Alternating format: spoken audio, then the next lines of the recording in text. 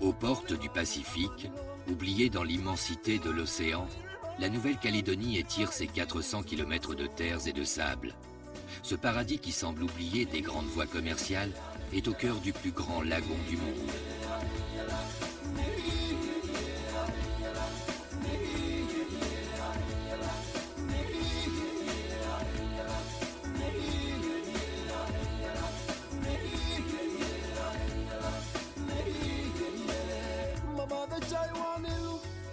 Plus de 1500 espèces de poissons sont recensées dans un jardin de corail aux 350 variétés. Les eaux limpides et chaudes de la Nouvelle-Calédonie, où la faune et la flore sous-marine sont restées intactes, ont fait de cet archipel une des destinations les plus rares et les plus recherchées par les chasseurs. Barracuda, thon, loches, les plus gros spécimens se sont donné rendez-vous. Un véritable paradis. Cependant, si elle possède tous les atouts d'une terre aux richesses inviolées, la Nouvelle-Calédonie connaît le revers d'une vie sauvage, les requins. Mais ici, le prédateur n'est qu'un attrait supplémentaire dans la confrontation qui oppose le chasseur à la nature. Depuis plusieurs années, Olivier Bardou, quadruple champion de France, et Bernard Salvatori, vice-champion du monde, organisent des raids de chasse en Calédonie. Pour ces deux chasseurs d'exception, le Pacifique est un véritable vivier.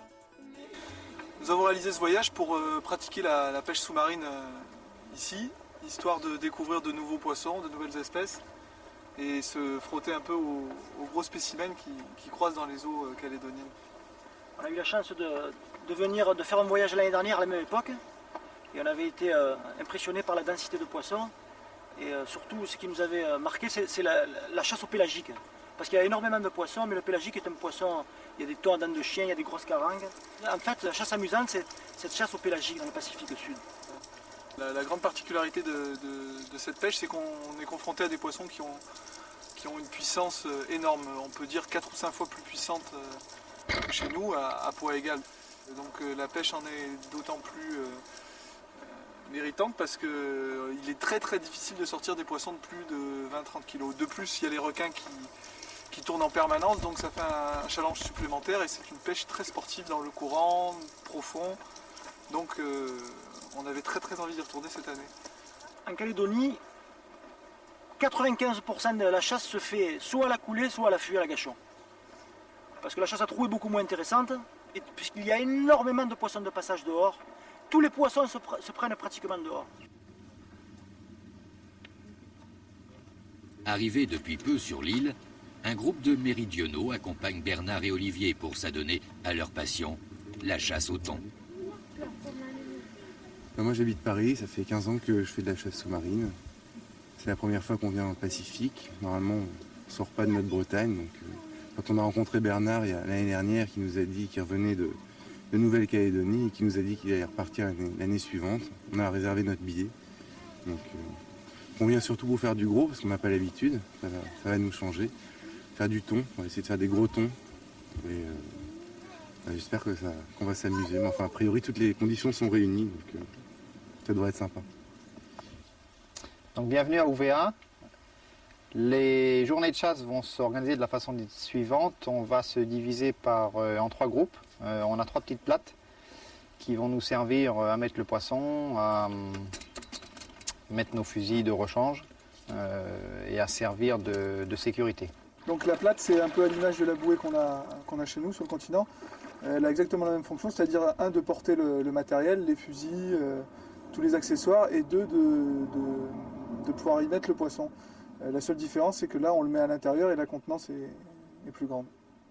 Et perdez pas de vue que vous allez tomber là sur des poissons qui sont en comparaison à poids égal 4 fois plus puissants que chez nous. Donc essayez de tirer dans des zones vitales pour garder le poisson. C'est inutile vis-à-vis des requins et puis vis-à-vis de l'éthique de décrocher. Donc on essaye de mettre des bonnes flèches, quoi. Sur un poisson qui fait plus de 10 kg, n'allez pas tirer dans une zone qui n'est pas vitale. Le but du jeu, c'est de le flécher et de le ramener le plus rapidement possible à soi. Pas de le laisser en transition entre 2 eaux. Donner peu de fil, Au remonter. pire, le laisser au fond, carrément, si vraiment on n'arrive pas, mais pas le laisser sous les palmes à quelques mètres. C'est-à-dire on le remonte tout de suite et on l'attrape. Les deux autres sont là pour protéger, il n'y a aucun problème.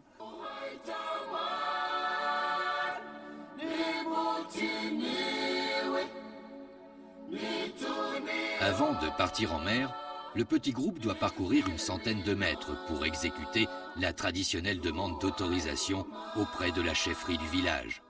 En Nouvelle-Calédonie, la culture kanak est omniprésente et les clans et les esprits guident toujours les pêcheurs.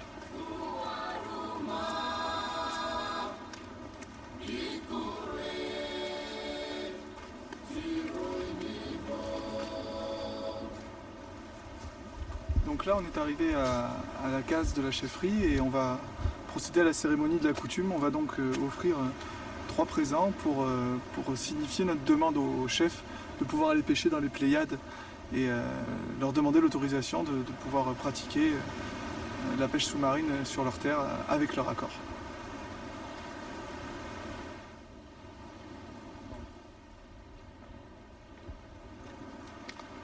C'est à l'intérieur de la chefferie, lieu de toutes les assemblées du clan, que se prendra la décision, après avoir déposé les offrandes rituelles au pied des sages. Le voilier.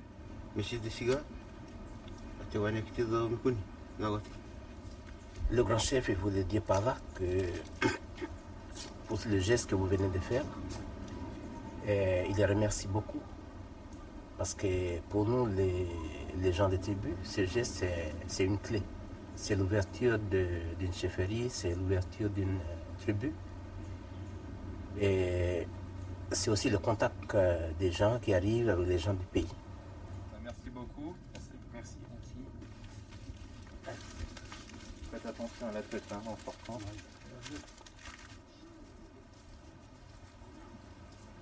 La coutume respectée, le petit groupe peut donc partir en mer.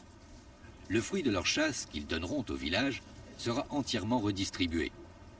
Mais pour l'heure, chacun se consacre aux préparatifs. On est en train de monter un fusil avec un bon fil de pêche et des sleeves très costauds. Parce qu'on n'a pas perdu l'espoir de tirer une bête. Autour de Bernard Salvatori, chacun peaufine son équipement.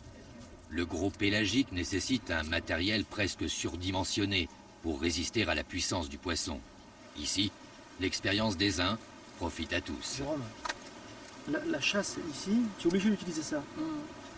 Donc tu donnes un peu de fil au poisson, le moins possible comme on l'expliquait tout à l'heure, mais tu vas être obligé d'en donner à un moment donné parce que tu vas tirer un poisson un peu plus gros. Alors quand ça démarre, ça va vite. Alors le poisson il prend la flèche, mais la consigne c'est de ne pas trop donner de fil. À cause des requins comme on a expliqué tout à l'heure. Hein, tu te souviens ? Alors une fois que c'est parti, toi, tu peux pas mettre la main sur le moulinet comme ça, d'accord ? Alors il faut qu'avec ta main, tu presses le tube et en même temps comme ça tu fais un frein. Hein ? Et tout en remontant, le poisson lui il démarre, il s'en va, il cherche à s'éloigner le plus de toi. Toi tu remontes et tu freines le départ du poisson en faisant ça, en pressant le tube. Hein. Parce que si tu prends le fil, c'est un gros poisson, et si c'est un poisson de 2 kg, c'est pas de problème. Tu prends le fil, faire ça. Hein.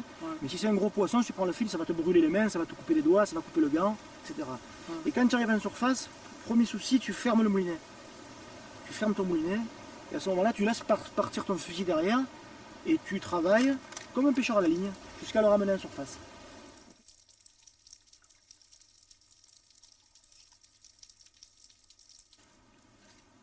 Jérôme, si tu veux avoir plus de puissance avec un fusil de 1 mètre, donc, pour tirer des poissons plus gros, comme il y a ici, les tournants de chêne, les grosses carangues et compagnie, tu mets un double sando. Hein. C'est un brin, ça s'appelle un brin ça. Ça va comme ça, et celui-là on va le mettre au 2e cran, hein, et le sando normal au 1er cran. Ça va amener beaucoup plus de puissance, donc ta flèche aura plus d'inertie, elle va rentrer davantage dans le poisson, tu vas pouvoir tirer de plus loin, toujours avec ces 6 longueurs de fil. Et l'inconvénient que ça peut avoir, c'est que ça va amener aussi beaucoup de recul sur le tir.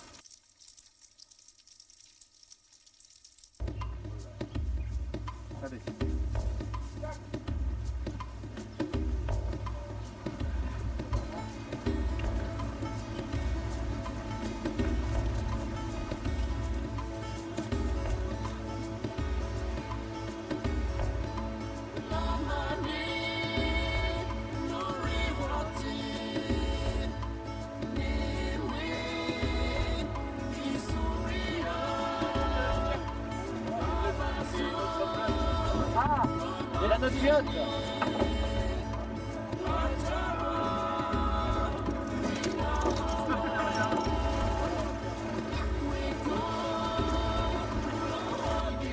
bon, vous êtes ok, ça y est? C'est bon, on peut y aller, c'est la première. Bon là, ça y est, c'est le départ, on va voir un peu ce qu'on peut faire. On va monter sur les îlots qui sont là-bas. Et celui plus loin, et puis on va essayer un peu de voir si tout ce qu'on vous a dit se révèle exact. Vous avez tous vos flingues, tout parti là. C'est bon? Ouais. Bon, regardez bien comme elle est jolie la plage.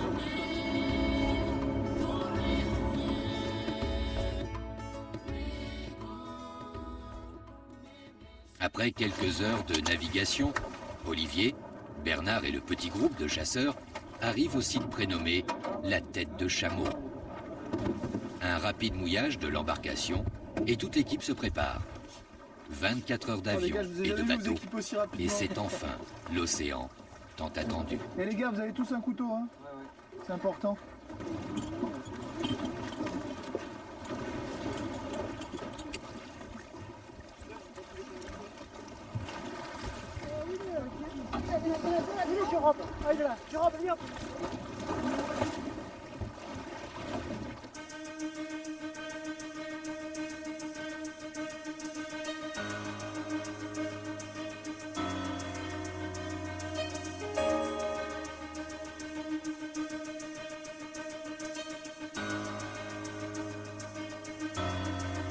Première descente, température de l'eau 25 degrés, visibilité 20 mètres.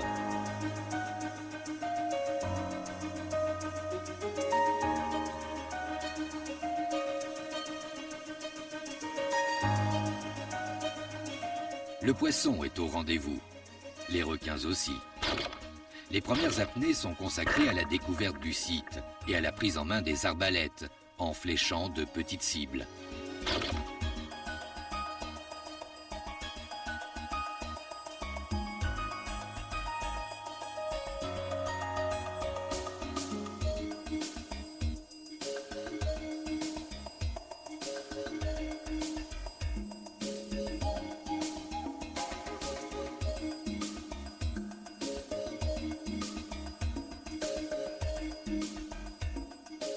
Le bruit et l'odeur du sang des premières prises ont attiré les requins.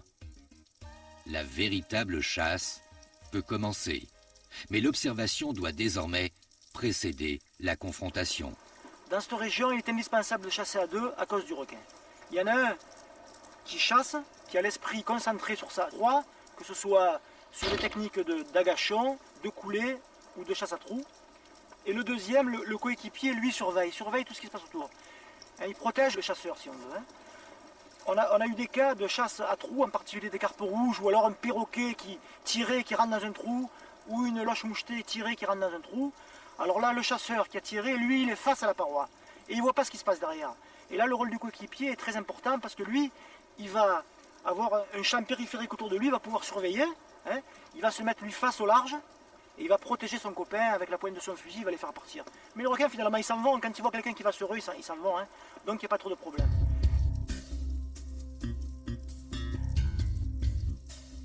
Les tombants qui prolongent les récifs offrent des sites privilégiés pour observer la faune. Ici, la conjonction des courants a enrichi les eaux et favorisé la prolifération du poisson, attirant ainsi le gros pélagique.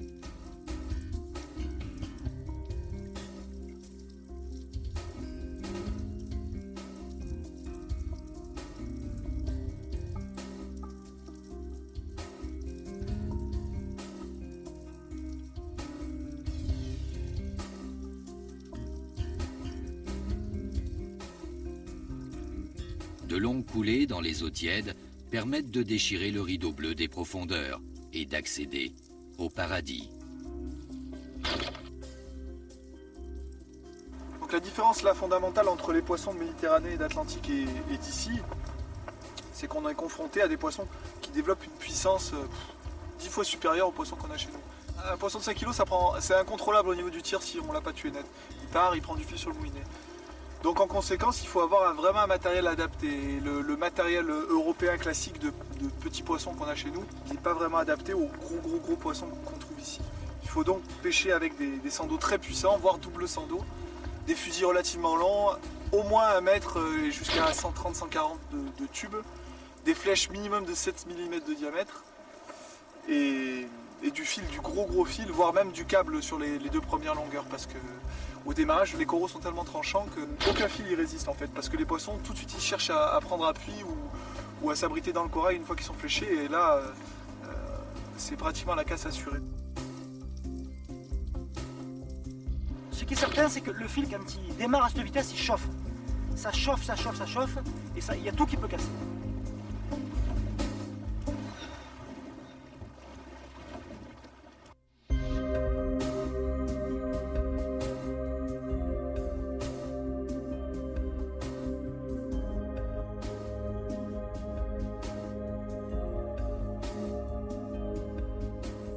Regroupés en binôme, les chasseurs méridionaux n'ont pas tardé à forcer le respect des chasseurs calédoniens. Mais au-delà de la visibilité et de la température, la différence avec les fonds méditerranéens continue de surprendre Édouard.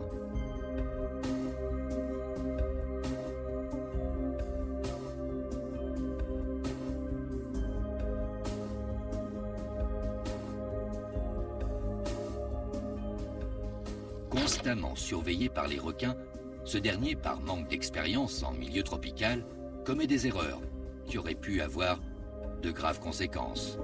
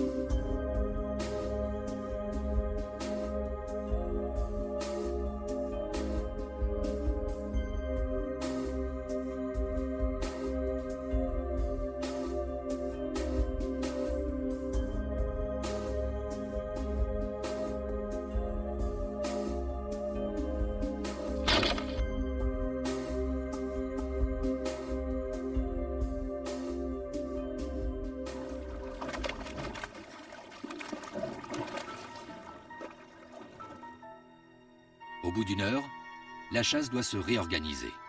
Les ondes de détresse émises par les poissons fléchés, le bruit des arbalètes et l'odeur du sang ont excité les requins, dont les manifestations de stress et de nervosité se font de plus en plus pressantes.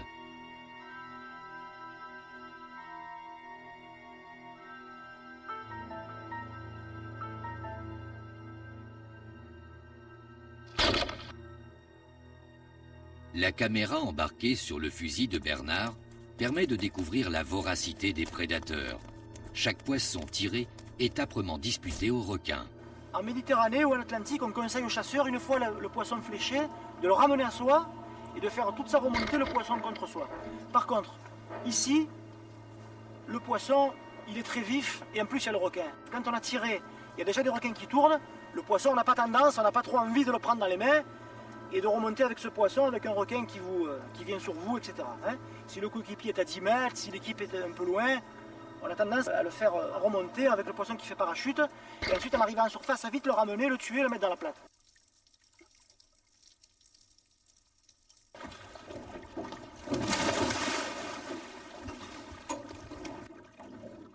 Pour Pour les chasseurs kanaks présents dans le groupe et chargés de guider les méridionaux sur les sites, l'observation de la technique des Européens est un spectacle.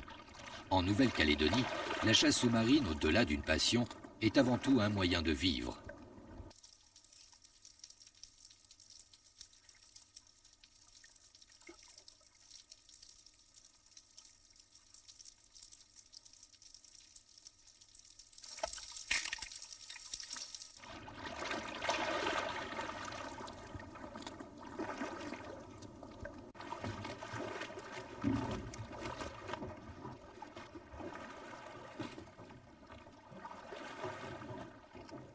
Pendant plus de 2 heures, les équipes de chasseurs vont à tour de rôle évoluer entre la surface et le fond, se surveillant mutuellement et testant les réactions des requins. Pour démystifier un peu la peur du requin, on s'est livré à un petit test, c'est-à-dire qu'on tirait des poissons et on les laissait un peu pendre au bout de la flèche pour que les gens ils voient un peu l'attitude que les requins ont vis-à-vis d'un poisson fléché. Donc comme ça ils ont pu vraiment voir que c'était pas les dents de la mer, c'est-à-dire que là on a vu des requins qui tournaient pendant bien 5-6 minutes autour du poisson. Par contre on a bien pu remarquer que dès qu'un requin commençait à mordre, ils avaient franchi un palier, donc après c'était tous les requins autour se jetaient sur le poisson, donc après ça pouvait aller très vite. Donc là je pense qu'avec ce petit test là, ils ont bien saisi l'importance de tout de suite remonter le poisson et de le mettre dans la plate pour que le requin franchisse pas le palier, à savoir que dans sa tête il se dise qu'il a le droit de croquer le poisson au bout de la flèche. Cette manœuvre elle a été surtout faite pour ça, pour qu'ils comprennent bien qu'il faut tout de suite remonter le poisson et pas le laisser ne serait-ce que quelques secondes à la portée du requin. Parce qu'après c'est impêchable, il faut remonter dans le bateau et aller plus loin.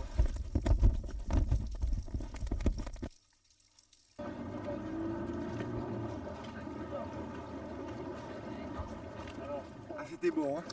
Physique, mais bon. Il y a du courant quand même. Ah, fait quelques-uns. Après une demi-journée de chasse, les sensations nouvelles sont bien au rendez-vous. Je crois tropical. Ah, je sais, qu'est-ce que c'est ce truc? Ça se mange ça? Des combinaisons rapiécées et des vieux fusils n'empêcheront pas les Calédoniens d'être performants. Face à un matériel plus sophistiqué, seule l'expérience et la technique pure permettent de lutter contre des barracudas de plus de 5 kilos.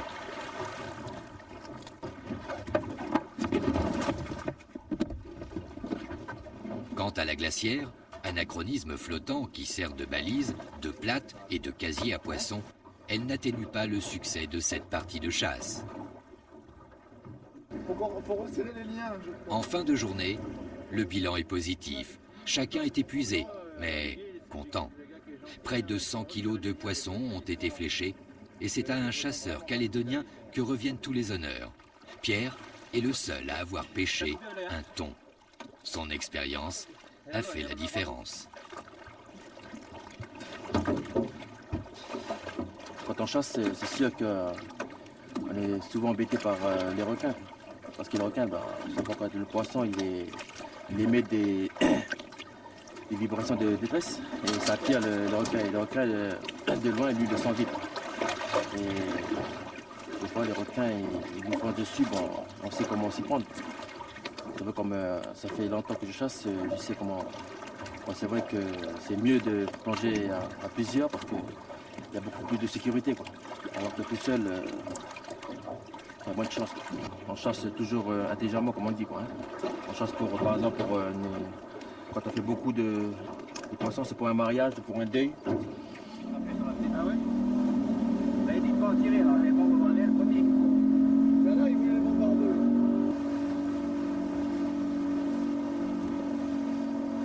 De retour à Ouvéa, les chasseurs découvrent la petite communauté qui les attend sur la plage. Mais pour eux, seul compte l'aventure de cette première journée, qu'ils n'ont pas fini de se remémorer. Journée d'acclimatation. C'est mis un peu dans l'eau. Le problème, c'est qu'on a eu beaucoup de courant d'entrée, donc elle est très chaude. Ça fait vraiment un choc thermique. Aussi bien au niveau de la température de l'eau que courant, un peu eau bouillante. On pétait de chaud dans l'eau. Donc il nous a fallu un moment pour se mettre en jambe, mais après ça allait. C'est toujours pareil, c'est toujours bon ici, hein.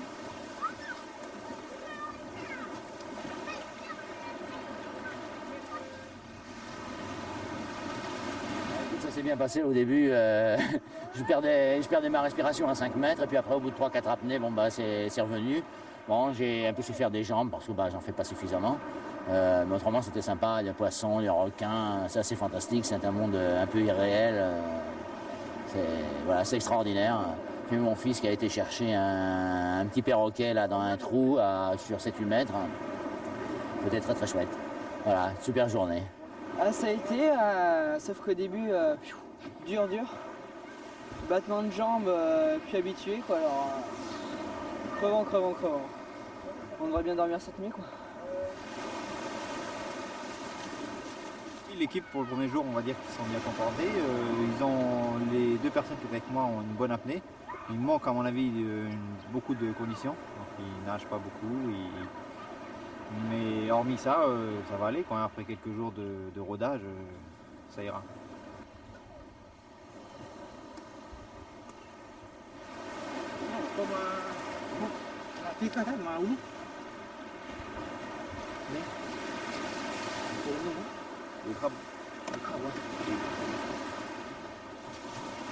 Habitués des histoires vécues par les chasseurs métropolitains, les Kanaks, eux, ne s'intéressent qu'à la fraîcheur du poisson, qui constitue le repas familial quotidien. Tant que vous restez ensemble, tant qu'on reste ensemble, tant qu'il n'y en a pas un qui va prendre l'initiative d'aller pêcher à 50 mètres de la place. Tant qu'on reste ensemble, vous mettez à chaque fois, on se dit...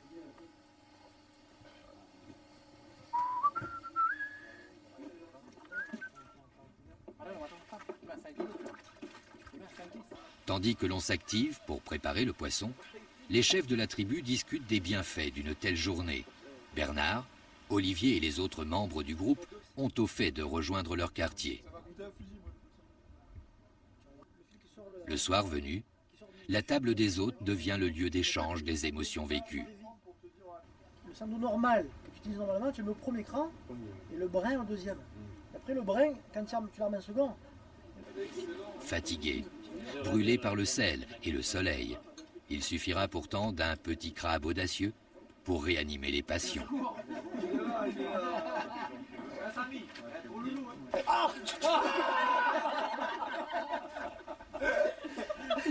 La plus grosse prise depuis le début du séjour. Une semaine. On la relâche.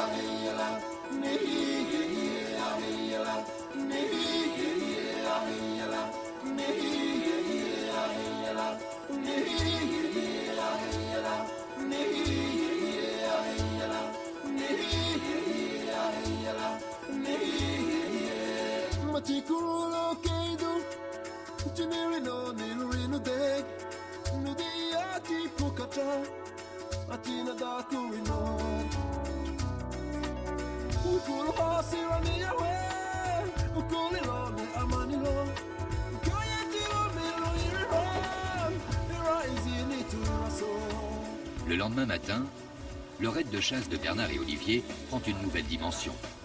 Après une première journée de remise en condition des chasseurs, c'est maintenant le grand départ en voilier pour une croisière chasse plus au large.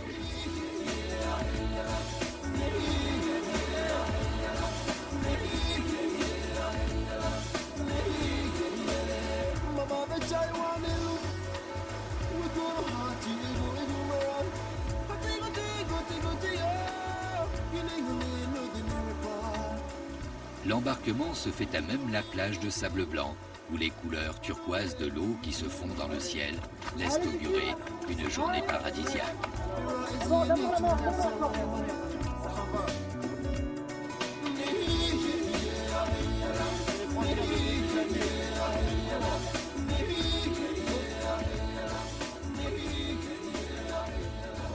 Ça y est, on est de retour, on a repris le bateau et comme l'année dernière on repart en voilier.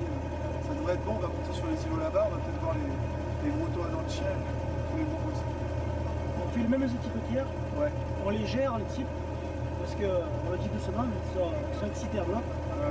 Et hier, ils voulaient tous pêcher 4 heures par jour. Au bout de 3 heures, ils étaient raides et ils s'étaient tous déshabillés sur le bateau. Là, ils ont encore le décalage, donc on va les gérer doucement. Dans le décalage, ils donnent pas la forme. Ils s'imaginaient que c'était la Méditerranée par calme plat, par mer d'huile, alors que c'est courant, c'est houle, c'est vent, c'est un peu de stress dans l'eau avec les requins. Donc on va les gérer.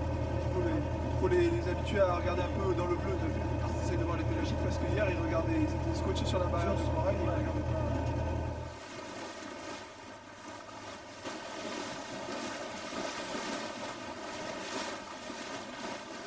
Une demi-journée de navigation offre à chacun l'occasion de préparer sa condition et surtout de réfléchir à la chasse à venir. Ça a bougé un peu. Ouais. Donc le pélagique ici, ça se pêche surtout, on va dire, à l'extérieur du récif. Donc à l'extérieur du récif, on est confronté à un fond qui chute très très vite. On se retrouve avec des tombants qui tombent de 15 mètres jusqu'à 1000 mètres. Donc c'est vraiment le grand bleu. Et sur ces tombants, donc, ils naviguent toutes les espèces pélagiques, les carangues, les thons, etc. Donc la technique ici, pour moi, je pense que c'est une règle générale à toutes les mers. Le pélagique, on le trouve dans le courant, c'est-à-dire qu'il faut trouver un endroit, on a remarqué que les endroits où il n'y a pas de courant, il n'y a pas de poisson en fait. Donc il faut trouver une espèce de pointe qui sort un peu d'une avancée dans la mer, où le courant vient frapper. Après la chaîne alimentaire se met en place, c'est-à-dire qu'on trouve des petits poissons, un peu plus gros, et bien souvent il y a les pélagiques derrière pour manger tout ça. Vous savez le poisson qu'il y a ou quoi? On voit les mérous. Ils sont remplis, ils ont fait le plein. Rapidement, le voilier va mouiller sur un haut fond et permettre au groupe de se jeter à l'eau.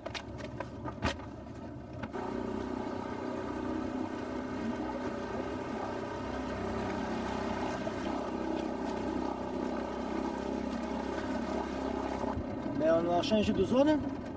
Denis, il a une connaissance magnifique de la zone. Donc il nous a amené, on est sur la côte sud d'Ouvéa, à l'abri du vent, le vent passe par-dessus.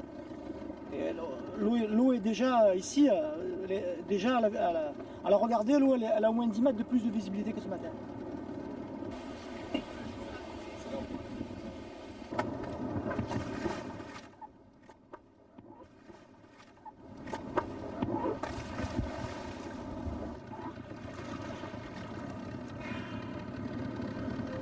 Le thon a une particularité physique, c'est qu'il a la tête très aplatie, donc il présente une colonne vertébrale qui est en fait très fine. Et l'endroit où il faut taper, ça ne doit pas être plus grand que quelques centimètres.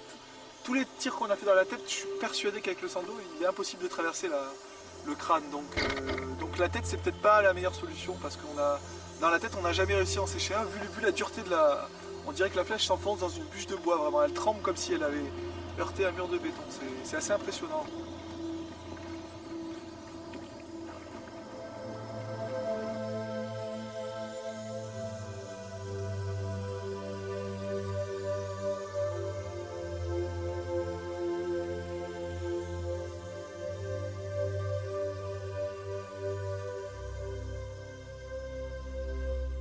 Une fois de plus, la chasse s'effectue par petits groupes de 2 plongeurs. La présence de pélagiques près des tombants trahit aussi l'existence de puissants courants.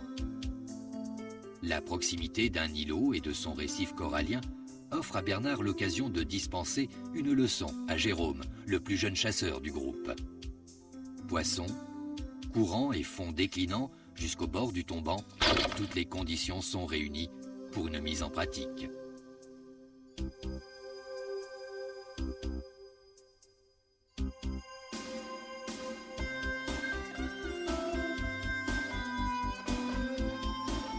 Samy, l'un des Kanaks du groupe, suivra le duo, profitant de ce cours improvisé pour affiner sa technique pourtant bien maîtrisée. Mais dans ces eaux du Pacifique, chaque nouvelle rencontre est riche de promesses.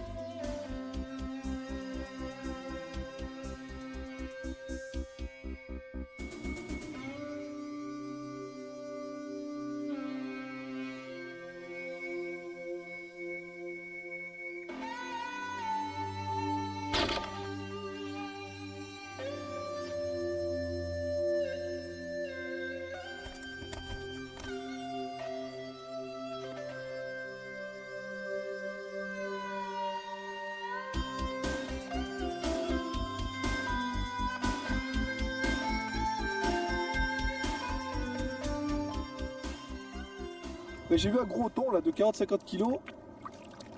Et je l'ai vu 2 fois et à chaque fois il était trop loin, mais il a continué à nager, j'ai pu le suivre de la surface.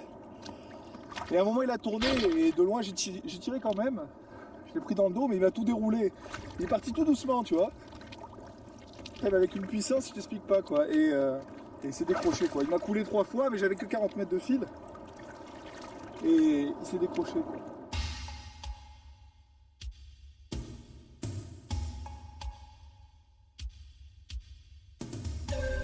Les fonds calédoniens offrent aux chasseurs l'occasion de pratiquer une pêche à trous dans un cadre exceptionnel. 11 millions d'années de construction corallienne ont formé de véritables galeries et d'énormes monticules de madrépores qui semblent poser sur le sable où le chasseur peut venir traquer le gros.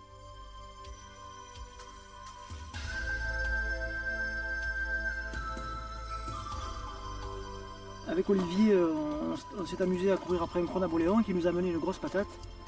Et en cherchant, il y avait des trous énormes dans cette patate, et en cherchant, je me suis trouvé nez à nez avec une roche. La première apnée, j'ai pas osé la tirer, elle était un peu loin dans le trou. La deuxième apnée, elle s'est un peu rapprochée de moi par sa curiosité qui lui était fatale. Et je l'ai tirée de face, je l'ai tuée. Et normalement, logiquement, on dévie d'un moulinet, mais le fait qu'elle soit morte, j'ai laissé au fond, j'ai fait une deuxième apnée, et je l'ai sortie du trou, tout simplement.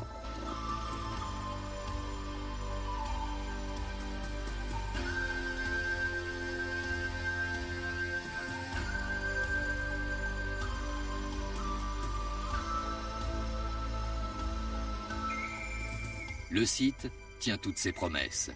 Après une loge de 20 kilos remontée par Bernard, Édouard et Cyril flèchent un Napoléon qui en pèsera près de 30. L'alternance de corail et de sable pousse la faune et la flore à s'installer dans ces récifs de madrépores. Olivier n'a qu'à se diriger vers les patates pour découvrir ses proies qui se détachent sur le fond lumineux. La partie de chasse est alors engagée, toujours perturbée par les requins qui entrevoient au bout de la flèche la garantie d'un repas facilement gagné.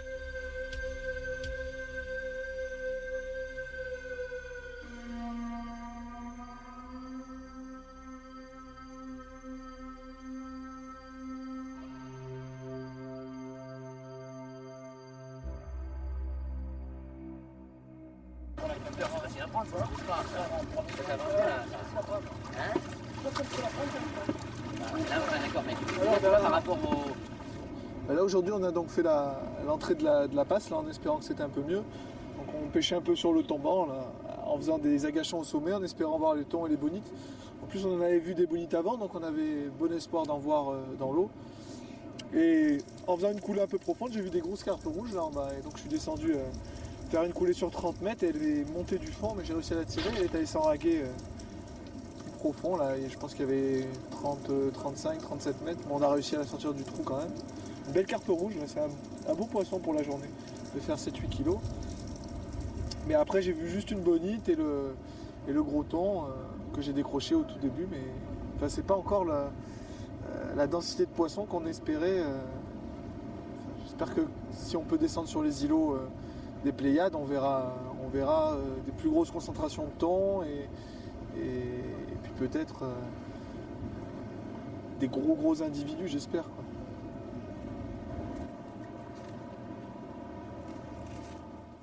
Malgré tout, 200 kilos de poissons ont été pêchés.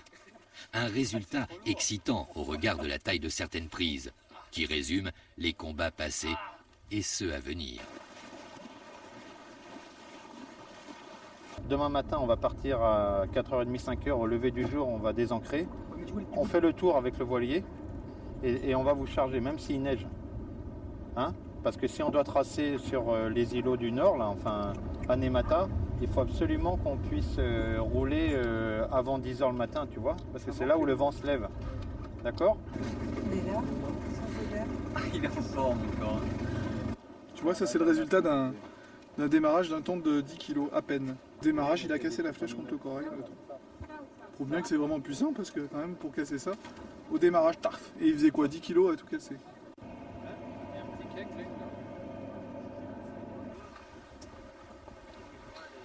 Le plus important, c'est pas franchement la solidité du matériel, mais c'est bien taper le poisson. Parce qu'un poisson mal tiré, ça donne ça. Ça, c'était un thon. Il est pas remonté. Hein. On a quand même réussi à sauver la flèche. On la mettra sur un mur.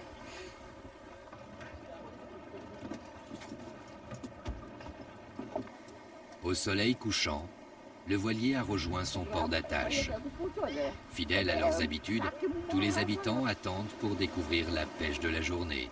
Ici, chacun est concerné par la chasse et la mer, car lorsqu'on vit sur une île, on est avant tout pêcheur.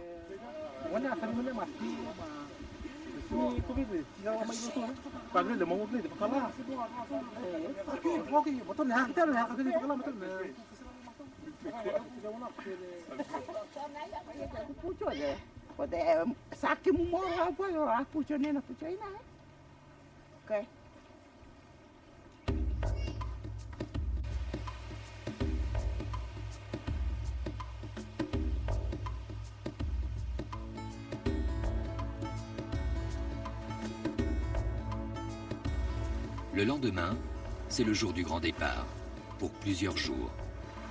Après un réveil à 5 heures, la petite équipe embarquée, le navire file vers Anemata.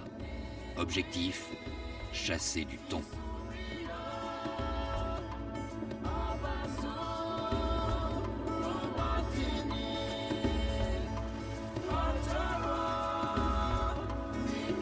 Combien de fois, Angel?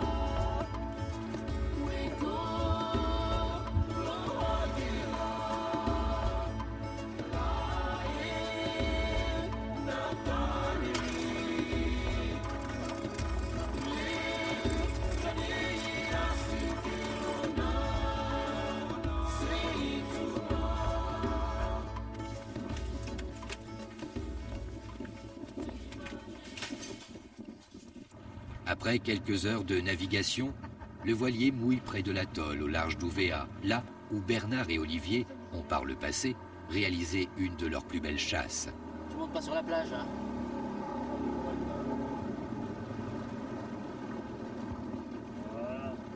Ici aussi, l'accès au lagon n'est possible qu'à l'aide d'une petite annexe.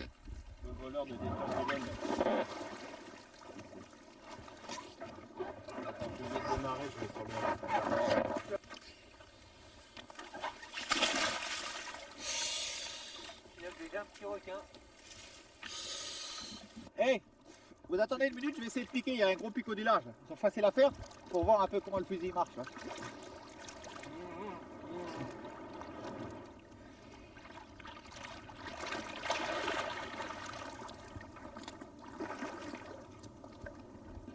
Si tirer un picot permet à Huyghe de tester son matériel, le poisson poursuivi lui donnera de l'appât pour attirer du plus gros.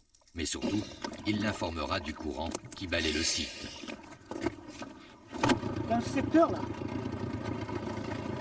on s'est fait déplacer parce que là effectivement il commence à y avoir du courant et ça n'a rien à voir. Quand il y a du courant, il y a du poisson.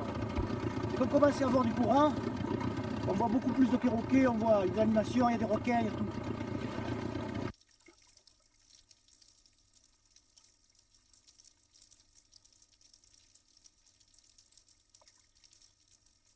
Après quelques coulées, les premiers thons sont tirés.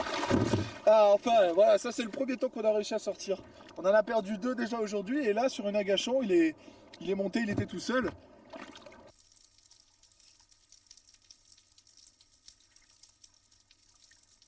Pour Bernard et Olivier, c'est une autre tactique qu'il faut alors mettre en place. Car au-delà des thons, la chasse en pleine eau permet de se frotter à d'autres pélagiques.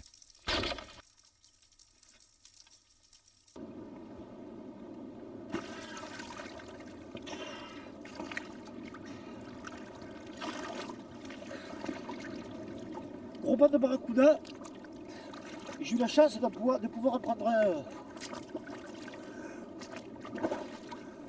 prendre dessus et de le tuer. Voilà.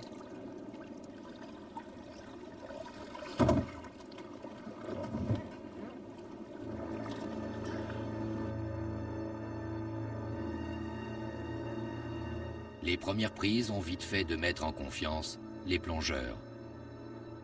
Afin d'affiner son approche du thon, Olivier n'hésite pas à faire des apnées profondes. Tapis sur le fond, il dissimule ainsi sa silhouette au poisson qu'il flèche finalement par-dessous. Dans le Grand Bleu calédonien, le corps du chasseur et de son trophée sont beaucoup plus exposés. Olivier et Bernard récupèrent rapidement les thons et les disposent dans la plate. Immédiatement après, les apnées reprennent. Le poisson est là par bancs entiers devant le masque des plongeurs. Thon, barracuda de 10 kilos, il faut en profiter.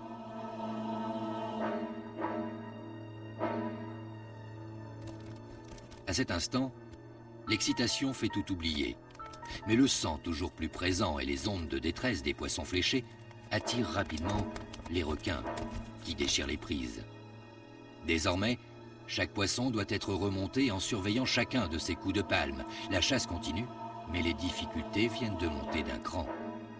Les requins se font de plus en plus pressants.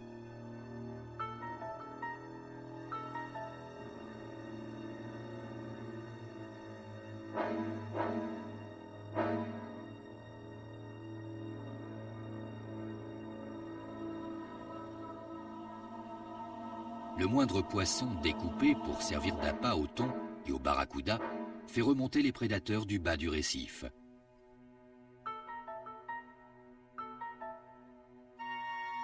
Par quelques mètres de fond seulement, Cyril flèche la plus grosse prise du séjour. Il vient de tirer un thon de 60 kilos. Touché en pleine colonne vertébrale, l'animal reste cependant difficile à remonter. La flèche, tordue par le poids du poisson, est coincée dans son corps.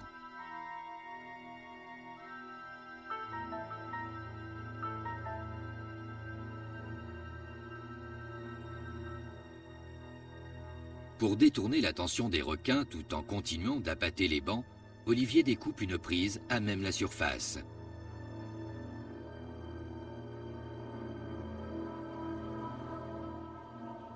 Les pointes blanches ne tardent pas à s'inviter.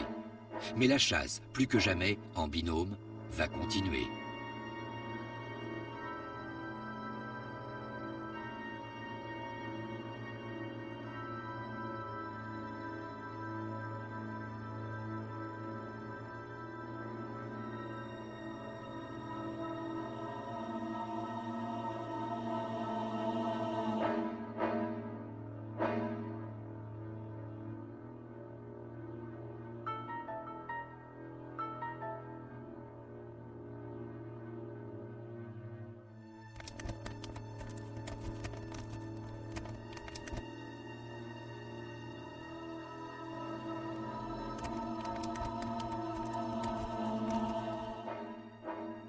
Les proies sont de plus en plus disputées aux requins. En surface, c'est le regroupement pour mieux surveiller ce qui se passe au fond. Entre Bernard et les requins, un rapport de force s'installe, chacun ne voulant pas se laisser impressionner par l'autre.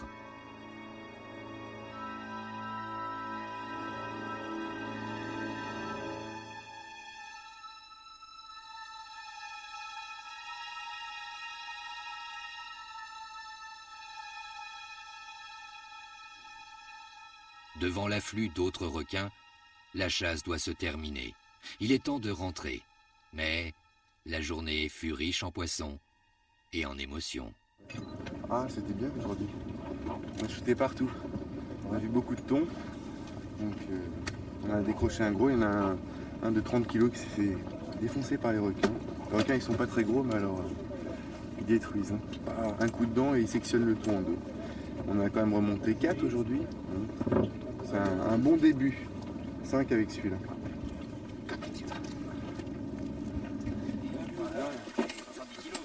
Combien il fait? 70.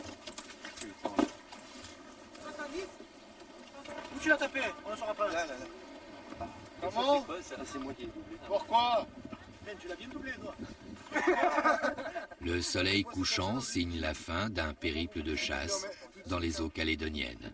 Une aventure insolite dans un paradis perdu, où la dimension des prises nous rappelle qu'ici, la nature est encore vierge et généreuse en souvenirs.